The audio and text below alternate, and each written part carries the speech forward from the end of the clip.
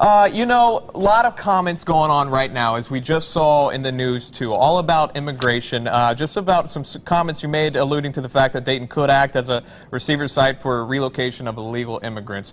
What I want to ask you, tell me more about the immigration issue, and most importantly, what you meant by those comments. Sure. Well, you know, this is an issue where Congress has just failed to act. We see it with the looming transportation crisis that's coming to our way in September, where there's been no action for them to fund transportation. We saw it last year with the cuts to Wright-Patterson Air Force Base, no action from Congress. And immigration reform is one example where the Senate has passed something, no action in the House to really move forward. The case of the children that are on the border here in Arizona and Texas is really what I believe is a humanitarian crisis and issue. And we were contacted by the federal government to ask if we could be helpful as a city, you know, as a site for these children so they can go through their due process rights.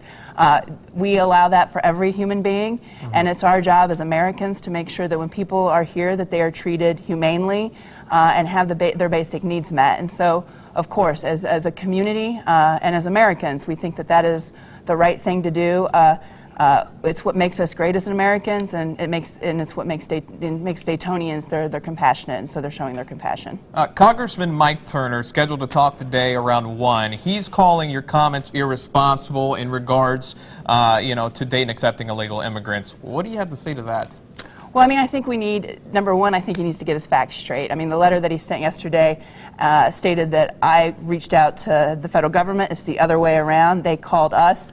And we always react to our partners, whether they're regional partners, neighboring cities, state, or federal government, in order for us to do our part as Daytonians and as Americans. So number one, I think that's key. And number two, I think that, you know, he should really do his job. I mean, instead of writing letters, he should start writing legislation to fix this problem. We're talking about Welcome Dayton, something that promotes immigrant integration here in the area.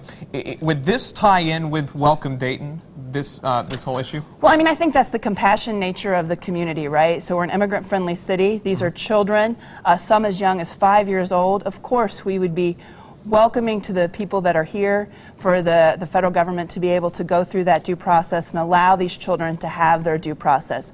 That was an act passed by Congress in 2008 unanimously to have this process go forward. Of course, the southern states can't bear that, so we have to have some disbursement across the country. Cities like Cincinnati, states like Massachusetts and New Jersey have, you know, said they would work with the federal government on that, just like Dayton. If this is something that hasn't happened yet, and we're talking about something that, you know, could be in the future, but if it did happen, what kind of effect would this have on, you know, law enforcement, education, resources from our Dayton community, if any?